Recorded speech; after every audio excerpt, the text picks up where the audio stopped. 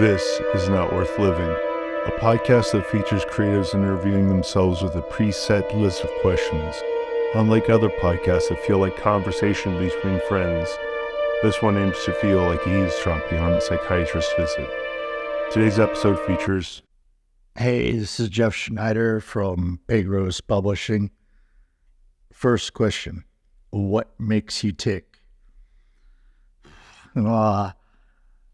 Let's see. Creatively, I'd have to say, in all honesty, I'm kind of a person taking justice into my own hands. I was wronged. Sometimes these things take many generations to figure out. So, in a word, vendetta. Vendetta and the fact that I see something meaningful in contemporary writing. I listen to the voices speaking, nowadays, and I like some of the unique stuff people are putting out there. I want to broadcast and kind of solidify that for all time. But my driving force kind of goes back to the Italian thing, vendetta. Would you open an envelope with your death date? Oh man, probably when I was younger, I would have said no. But now I guess yes. A lot of my life has shifted to helping and thinking about things like family and friends. So I'm kind of overcoming the fear of death and accepting my own meaninglessness. And I kind of want to just be polite. So I'd want to know so I can help others and more than helping myself.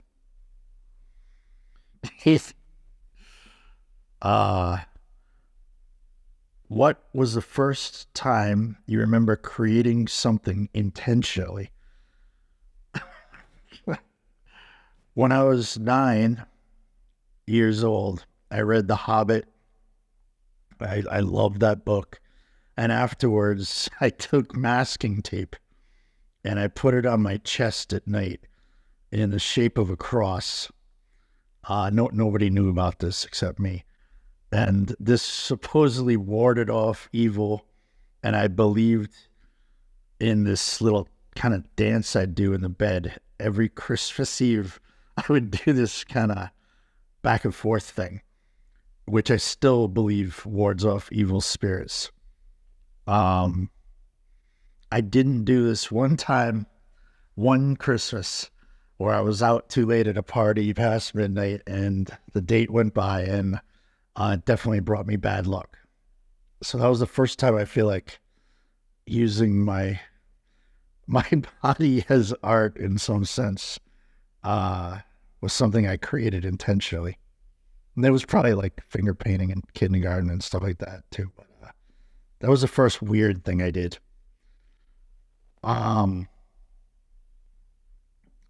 What keeps you motivated? Peers, their willingness to reciprocate, listen. I enjoy their work a lot. I kind of feel, not to sound arrogant, but at the vanguard of at least creative writing. So, radical ideas, pushing the boundary by a few inches, fucking with the norms set by other people. I'm kind of a striver. I'm not done, always finding something new, further, something that makes me grin, because it's better than what came before. I guess. Who inspires you at the moment? Fuck the authors I publish, of course. Documentary film, poetry, certainly not music or photography. Kind of think that's not the best place. Mostly things written down and filmed. I shouldn't say music is dead. There's a band, the 68, that I like, wherever they are. I think Atlanta somewhere. But, there's still a few that come across the scene that I enjoy listening to. So, stuff like that. There's people around, stuff to listen to, stuff to read. What's your latest project? Publishing books, trying to finish my own novel, which may be the last one I ever write because it's taken the life out of me. Editing manuscripts. I spent a lot of time doing that for other folks. Working on art for the books. Basically books, and more books. Literature, words. Let me see here. If money was no object, what would be your dream project? Hard to imagine a reality of having tons of money. I'd probably feel so much guilt. I could only fund, hospitals and people who are incapable of the luxury of, even engaging the arts. But if those folks are all okay, I'd probably just be like Elizabeth Koch trying to do good for some already rich bitches in Brooklyn. This is just the way it goes, biologically, etc. So probably that's what would happen if I had to guess. All right. Is there a quote or motto you work by? Probably tons of them, but the thing that pops into my mind, I probably said this before somewhere, but I love the documentary film Decline of the Western Civilization Part 2. And in that film, whether this is his original quote or not, Lemmy Kilmister from Motorhead throws this out there. He says something to the effect of, fly your flag and see who salutes it. Very DIY type of mantra there. And I believe in that. You should shoot your shot as let's not get into that. But you should fly your flag and see who salutes it. Those are the people you should care about, whoever's saluting it. All right. Would you be friends with yourself?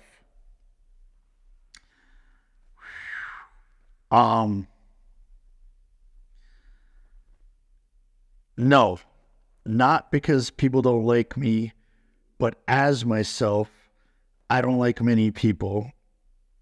And of the people I admire, I would not meet that criteria for being liked by the few that are likable by me.